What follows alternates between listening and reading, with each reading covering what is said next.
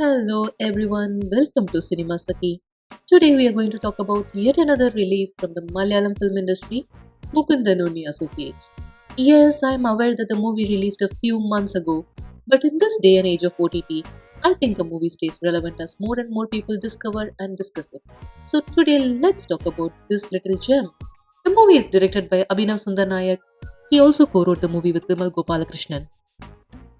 Mukundan Unni is a junior advocate who harbors the dream of becoming successful by the age of 30. The only problem is that he is already 36 and he is nowhere near as successful as he would like. His girlfriend Jyoti and him break up over differences of opinion and he loses his job for going over his superiors to help a client he thought deserved better legal counsel. The movie then follows his unwavering determination to succeed, and after a series of ups and downs and losses, he gets married, he buys his dream car, and he gets the office building he always had his eye on. This feels like a wholesome movie, right? The kind where you root for the underdog who's helped by an angel mentor and who wins against all odds. And this is exactly where the movie pulls the rug from under us, making the problem a very relatable one while making the protagonist an absolutely despicable scumbag.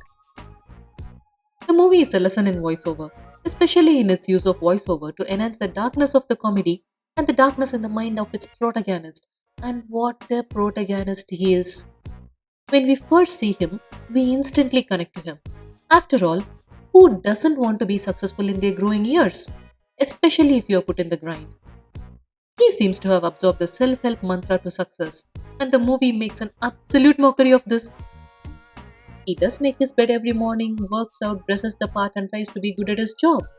But this gets him nowhere. So when he by chance comes across a racket where advocates are scamming insurance companies and pocketing a neat little sum every single time, he absolutely loves it. He has finally found the key to success, one which might actually work. When he is trying to find the first patient he could involve in a scam, he is sitting like a saint in a severe penance. He is attired in all white, seated in a sort of lotus position, and he barely moves a muscle. And when he finally gets that case, he knows he has already won. So far, he is just an unscrupulous fellow, but as the movie progresses, you see that he is outright evil. He is a coward who would not break up with his girlfriend, but rather push her to do the breaking up. He is not happy to be part of the scam, but he wants monopoly, kicking the senior lawyer Venu out of the picture. The victory is sweeter when he grabs it from someone. A new office building? No, it has to be the one his girlfriend wanted forever. Proposing to the girl he likes? No, he has to do it in front of the guy who likes her and who refused to entertain his scam. And at one point, slowly but surely, we see him go from being the person who takes advantage of down on their luck people to actively reveling in their misery, even orchestrating it. It feels like a villain origin story, and we have first row seats to the evil machinations of a remorseless mind. While we are still reeling from the horror unfolding on screen, we laugh at the absurdity of some focal points. Say, for instance, Mukundan's friend Robin wants to appear on a case, and Mukundan, keeping up with his character, not just rejects the idea but takes a hammer to the man's confidence. He must have apprenticed under Miranda Priestley.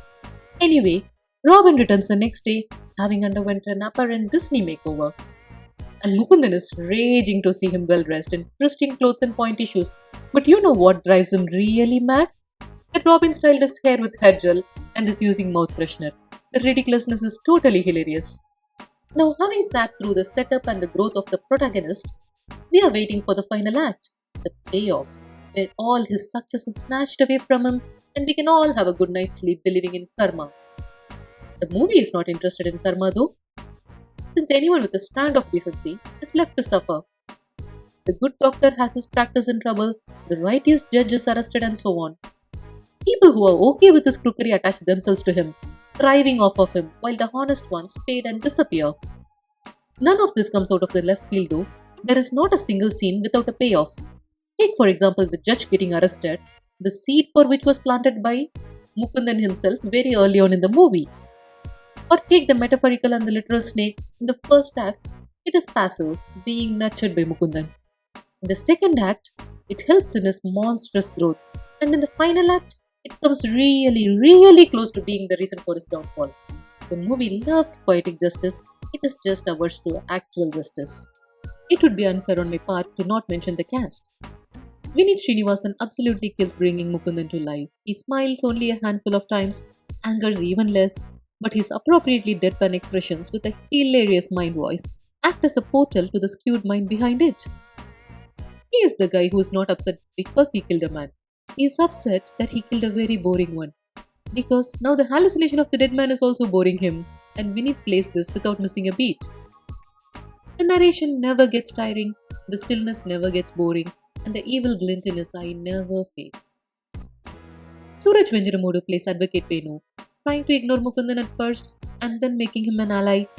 And while he's excellent, the show stealer is Asha Chandni Baiju, who plays Meenakshi. She is a very normal, everyday girl who absolutely adores her man. Except that she is fully aware he is the devil, and she is the perfect into his yang. While Mukundan is cashing in on a tragedy, she does everything in her power to make sure that he is milking the tragedy for all it's worth. It would not be surprising if they turn out to be the parents of Voldemort. And that brings us to the final comment on the movie. Yes, it is a very entertaining watch, as long as you're able to separate yourself from the story. You never want to meet someone like Mukundan ever in your life. Or if you already know someone like him, they still haunt your dreams. The message the movie underlines is a pretty bleak and pessimistic one. But if you can successfully hide behind the wall of dark comedy, you're in for an amusing watch. And you can make up your own alternate movie in your mind where Mukundan is the villain in a Samudrakani movie, and finally good triumphs over evil with a lot of lecturing, and all is well in the world. Do let me know in the comments your thoughts on the movie if you have watched it, and subscribe to the channel for more such gems. Keep loving cinema and keep talking about cinema. Until next time, bye from Cinema Sakhi. Bye.